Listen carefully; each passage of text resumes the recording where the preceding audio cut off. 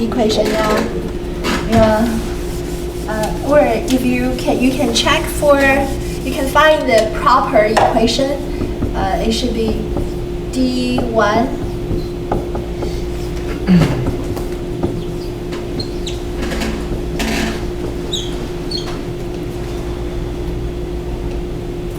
so it should be how much? 8.33? No, 8.33. Well, you see the equation, you can find it. The equation is this one. Use this equation for question number 7. Or use the calculator. If it's a calculator, so it should be D1, which is 3. Growth rate is 5. This is not known, and price is 90. Right, so and then so this is the input, and then you click on return R 8.33. But you have to change it to D1.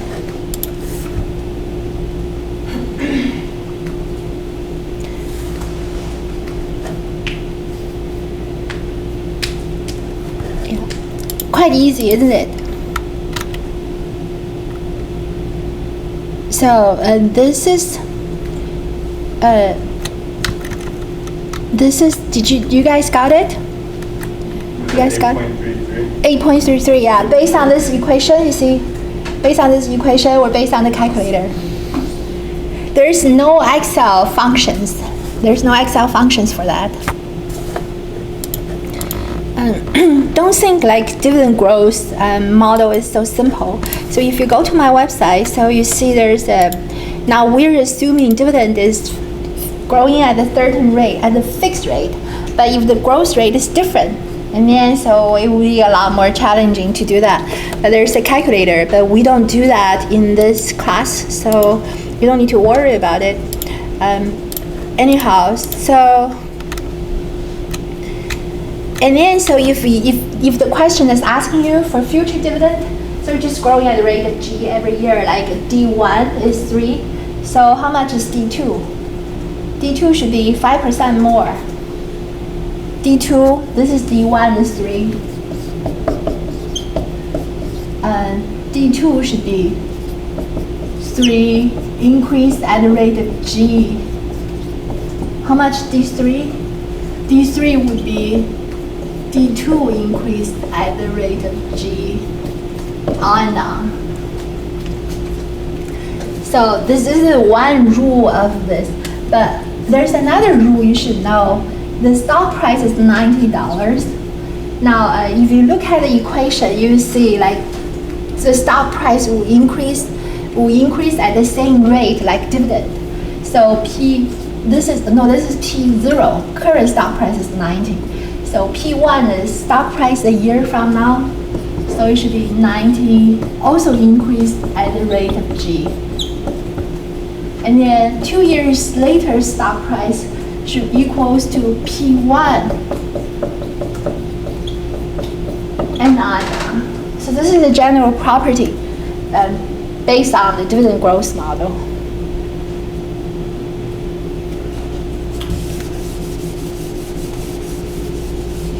Why is that? It's quite easy to look at it. P0 is based on the same model, and P1 should equals to D2 over R minus G. Based on these two equations, so we can get P0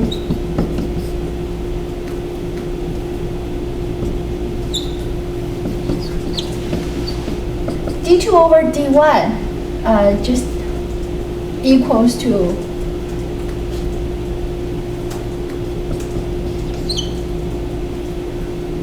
so the stock price will be increasing at the same rate like dividend.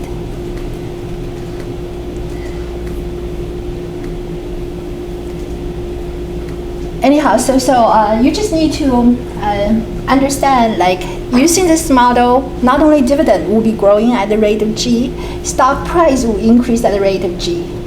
because we're discounting only by dividend, nothing else. So if dividend will be growing at rate of G, then that means stock price will be growing at rate of G. Also, what I want you to know,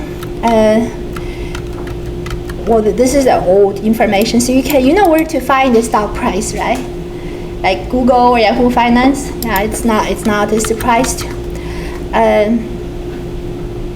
So let's give it a try. Let's just say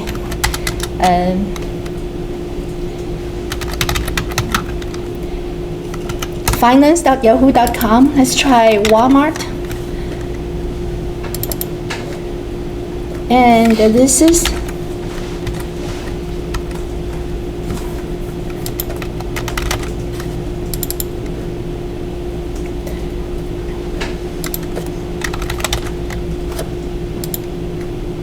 this is Walmart summary. So do you understand like what is shown here?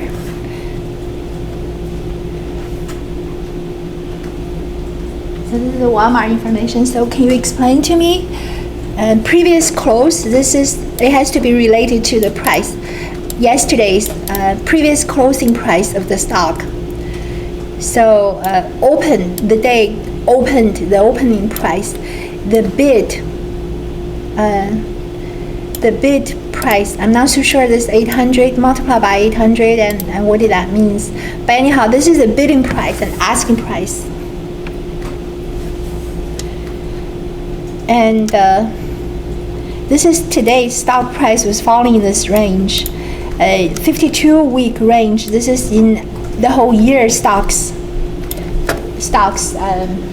range. So it's not it's not such a wide gap from the lowest to the highest one in the whole year. So it's a pretty conservative stock, pretty safe stock. Volume, what's this volume is? 6.79 million volume. This is how many shares has been traded today. Average 6.28 million shares will be traded every day. Market cap, this one, what's this one? Market cap of Walmart. So if you have that much money, you can buy out the whole company and become the sole owner of the company. So this is the value of the Walmart in the market. Yeah. $299.385 billion. How to get it? You use the stock price multiplied by the shares. How many shares outstanding? Not the trading volume. Total shares outstanding is not shown here. But anyhow, this is beta.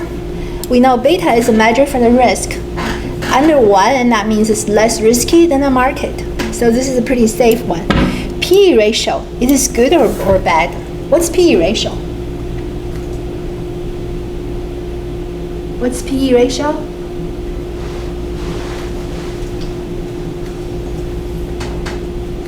P stands for? Price. E stands for? No, not expenses. Not equity. It's a very common word. EA. Earnings, yeah, earnings. So P stands for price over earnings. It's just like for earning a dollar profits Walmart make. How much it is selling for. So price is 55 times of its earnings. So for $1, Walmart earned its price is $15. So P ratio is price is set at 36 times of its earnings. It's too high. It's high though. It's average for the industry, but it's sort of high because if you want to find the bargain, you want the price to be set low. So you can use P ratio to check it's a cheap stock or not. It's a bargain or not. Amazon's P ratio is super high because its earnings is so low. Its price is so high. Other stock could have a lot of stocks with low PE.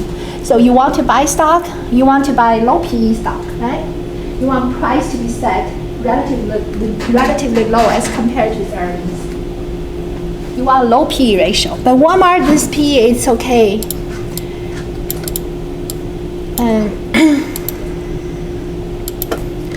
All right, so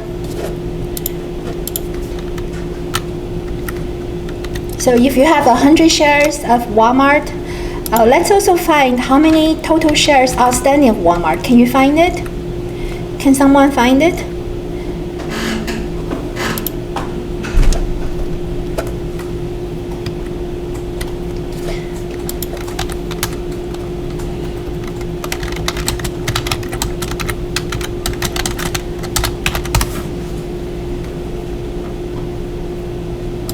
$2.945 billion shares outstanding. So if you have 100 shares of Walmart, it costs you a big fortune, but it means nothing. Your investment, when it's mixed with the total shares outstanding and 2.945 billion shares, your 100 shares is nothing. And each share has a vote. So there are a total 2.945 billion votes there. So for major events like Walmart want to quit in a certain business, and they need shareholders voting to approve these changes, significant changes of the corporation. So it's depending on how many votes has been counted, and your 100 shares will be nothing. So it's a very diversified investors for Walmart. So if you have 100 shares, but however you still have your voice. Your voice is not much, but you still have 100 votes for that. So you can vote for like a board of directors elections. You can also vote for like major significant changes in Walmart but you have only 100 votes out of 2.9 billion votes there. Okay, so the next question I'm asking you is, if Walmart runs into trouble, how risky is your investment in Walmart compared with Treasury bill investors, Treasury bond, Walmart bond investors, Apple stockholders, etc.? Like, for example, there is a recession coming, so what do you want to do? You still want to keep your money in the stock market? You probably, yeah, if you think recession is coming, you probably want to pull your money out of Apple and keep it with Walmart. It's not anti-recession, but it's comparatively safe. Yeah, but of course, Treasury bill investors, Treasury bills, it's sponsored by the U.S. government. It's short term. It's lasting for maturity is lasting less than a year, so it's the safest one. The safest securities you want to invest is Treasury bill, but the returns is very low. It's like under 2%. Or you can buy Treasury bond. It's also issued by government, but the maturities will be longer than a year. But you can get 3% or 4%. No, not much higher. If you buy Walmart bond, we did it last time. It's about 4% every year, right? If you're Walmart bond investors, but for stock, it's depending on the market conditions. You can get more returns. Apple is the most risky one because its business model, its business strategies, it's very uncertain as compared with Walmart. So if I compare the risky level among these, this is the safest. Treasury bond is the next one, and then Walmart bond is the third safest one.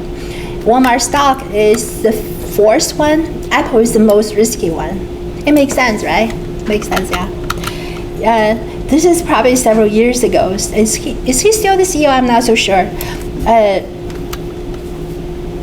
Yeah, if you have any advices, you have your shareholders of Walmart, you have any advices, you can let the company hear about you by like you can send messages to them, and you can fill up the shareholder proposals and send in, so they might adopt your advices.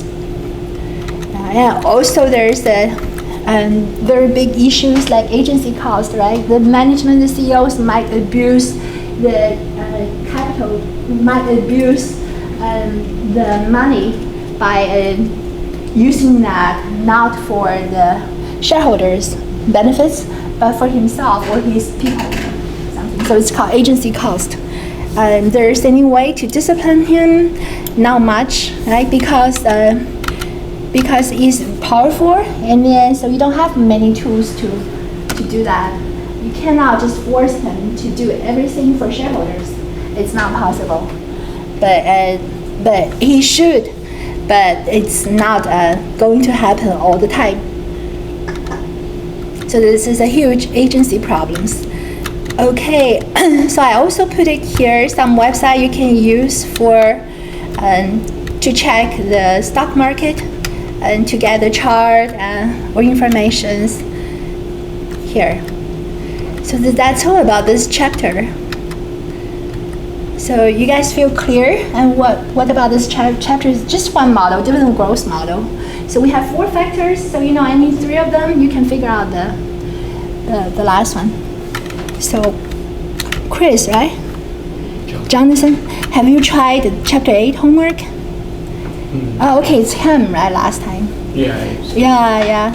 So somebody want to be the person leading us to do the homework? Alex, you can. You want to? Okay, I'll help. Yeah, let's work on the homework. It's sort of exercise. Yeah, well, thank you. Do you want to come over here? No, I'm dirty. I just got back from fishing. I'm dirty. So I need somebody to come over here because I can tell you today. It's really not that difficult. Doing the homework. Go do it. Jenna's already done the homework, so you need that. I've done 1 and 2, that's it. Well, that's good. 1 and 2 is good. Do you want to help us? Because I can do that, but Do what? but I can do. I'll just do 1 and 2 up there. I haven't really gone over the other ones yet. But you can use the calculator. Okay. Yeah. Here. Oh, goodness. All right. Okay.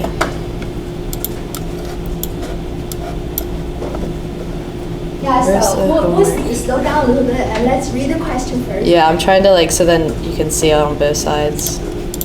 So I don't have to hop back and forth. So all you need to do is just to use the equation, and then if it's asking you for p, you just use it directly. But if it's asking for anything else, then you might have to do some multiplications to the equation. Okay. All right, so number 1, we have Northern Gas recently paid a $2.80 annual dividend on its common stock. This dividend increases at an average rate of 3.8%. The stock is currently selling for $26.91 a share. So what is the market rate of return? So we know that they're asking for R, and because they recently paid, it would be the previous year, so we know it will be D0. So D0 would be $2.80. And then we're trying to find R, so we don't know R. We know the growth rate is 3.8%. So I can type this in here. So you have to change dividend to D0. Yep. And then its growth rate is 3.8. We don't know R, and the price is $26.91. So you get 14.6%. Can you also show the mathematics? I didn't do the math. I just plugged it Okay, on the no problem. on the calculator. I'll show you how to do that. Okay. And then for number 2, Douglas Garden. Wait. Have you guys got it yet? Don't know how to do this. Or You got it? For this one? Your number 7?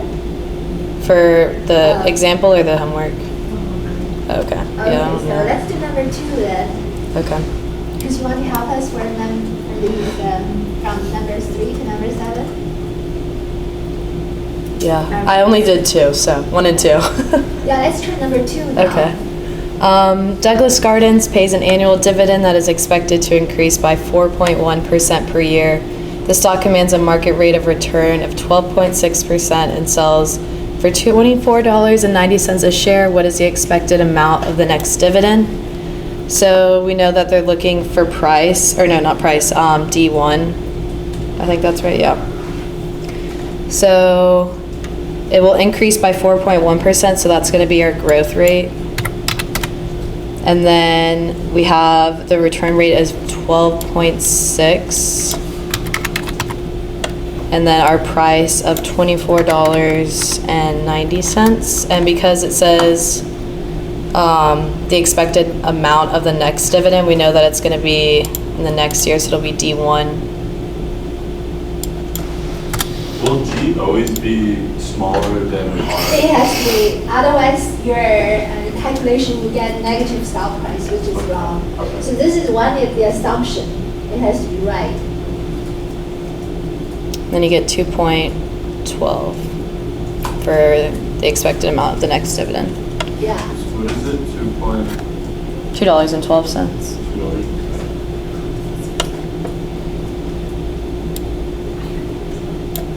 Okay, and that's all I've done so far. So you want to try the others too? I guess.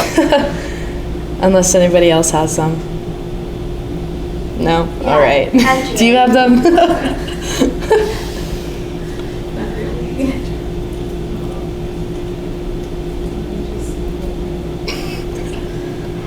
All right, so I don't know. Now I'm nervous. Sorry, I'm nervous. Sorry to put you at this That's okay. Alex, you should help her. I'm having trouble right now. I'm looking at it. So IBM just paid $3 for dividend per share, so that would be D0.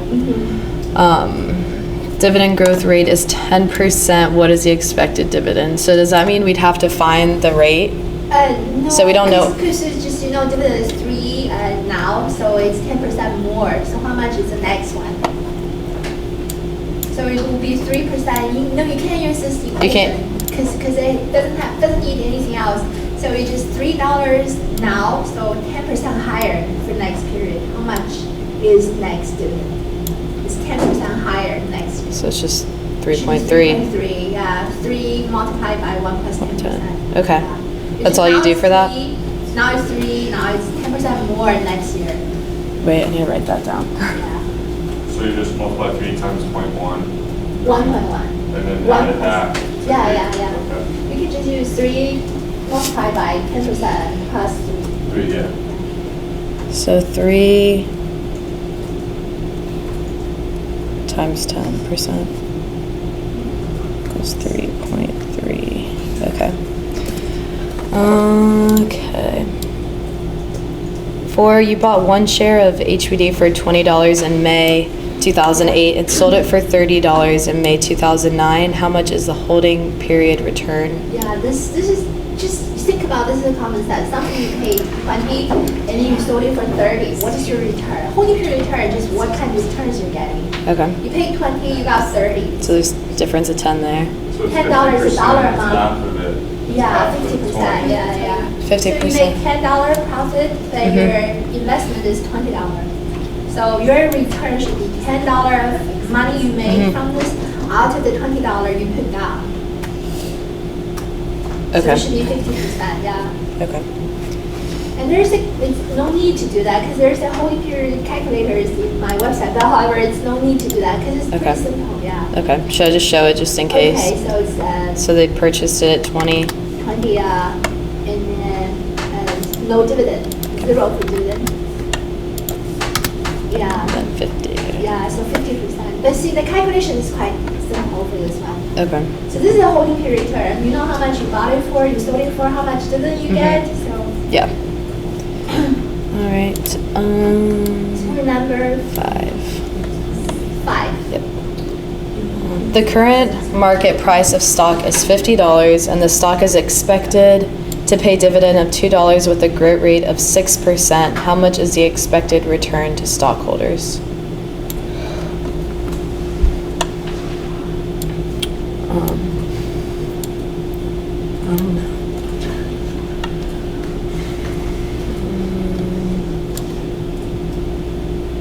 Is there a little calculator for that? Not this one. Go to the dividend growth model. Dividend right top. Yeah, this one, dividend growth model. Okay. So current price is $50. And then stock is expected to pay dividend of $2 with a growth rate of 6%. And then, so it would be D1 because it's expected? yes. Okay. And then it's asking what the return is, so you have a return of 10%. Alright, number 6, the stockholder's expected return is 8%, and the stock is expected to pay dividend of $2 with a growth rate of 4%. How much should the stock be traded for? So we have expected return is 8%, dividend of $2, the growth rate of 4%, and it's asking for price.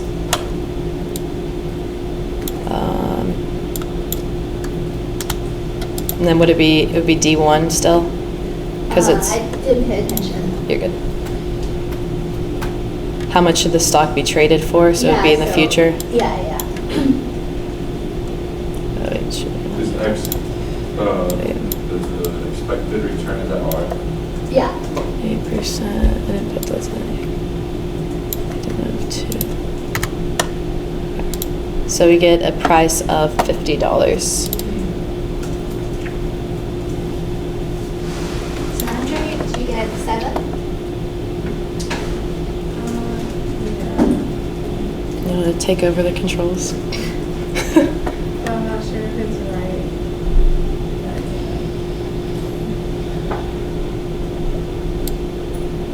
Do you just, is it for this one, you just plug it into this little equation here? Yeah, so just the stock dividend will be growing at the certain rate. So you just keep on increasing that by 4% every year, starting from $2. So you don't need R in this case. It's just $2 is D1, and then D2 will be 4% more, and D3 will be another 4% more. So you got it? You can just use that equation, plug in D1 equals to 2 multiplied by 1 times 4% with the power of 2. Do you want to do it? There's a little marker here if you need it. So you have to multiply like 2 times 4%. Yeah, with the power of 2.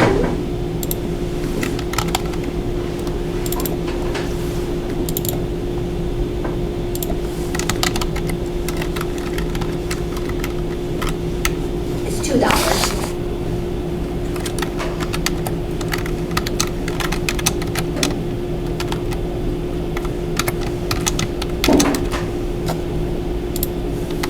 D1 is $2, right?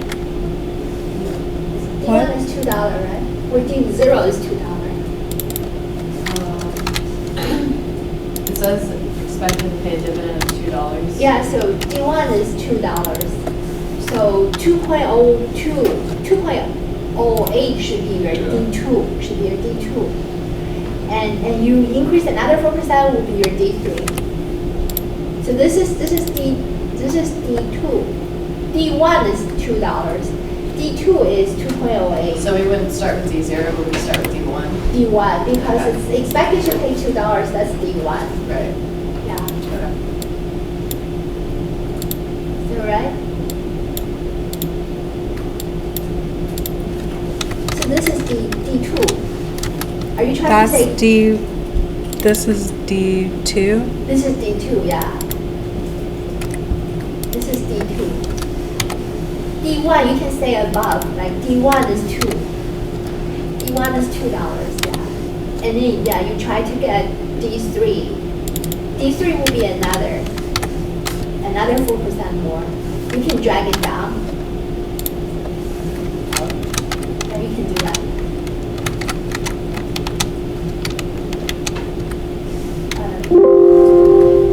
There is a dash. Yeah. Multiply. You miss the sign. Yeah. So is that right? 2.16. Yeah. So D1 is 2, and D2 is 4% more. D3 is another 4% more.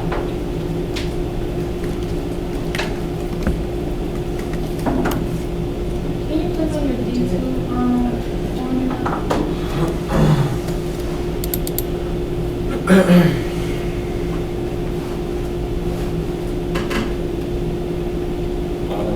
So it's asking for D3. So it's asking for D3. We can continue working on this. We can get D4. So you can either like Andres way, or you can do D3 equals to D1 multiplied by 1 plus G with the power of 2. We can just use one equation to do that. Yours is fine. Yours is very good. It's very clear. So yours shows how much is D2 and D3. So you know, we can tell like it's 4% high every year. Yours is fine. It's very good. And then for the third, Another 4%. so which one do we put to the second power? Well, if hers is calculating D2, and then it's 1 power. And then from D2 to D3, it's also 1 power. okay. If you start from D1 to D3, it's 2 power. Second power. So if you jump directly, you skip D2 from D1 to D3. D3 calculations.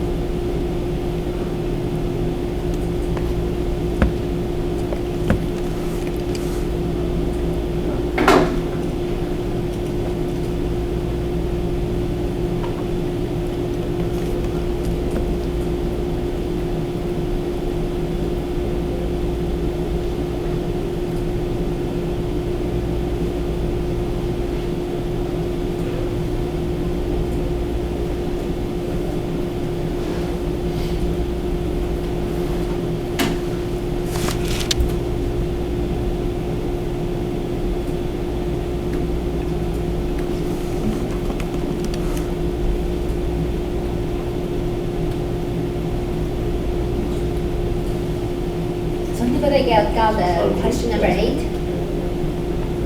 So Chris, you got it. Jonathan, you got it? Okay, so are you using the calculator together? How did you split the window? Just at like the top bar. Yeah, just like go in the middle of the top bar all the way up to the right. Yep. And then click it and drag it all the way to the right. Yep. And then push it over, just like until you see little bars come up. There you go. Yep.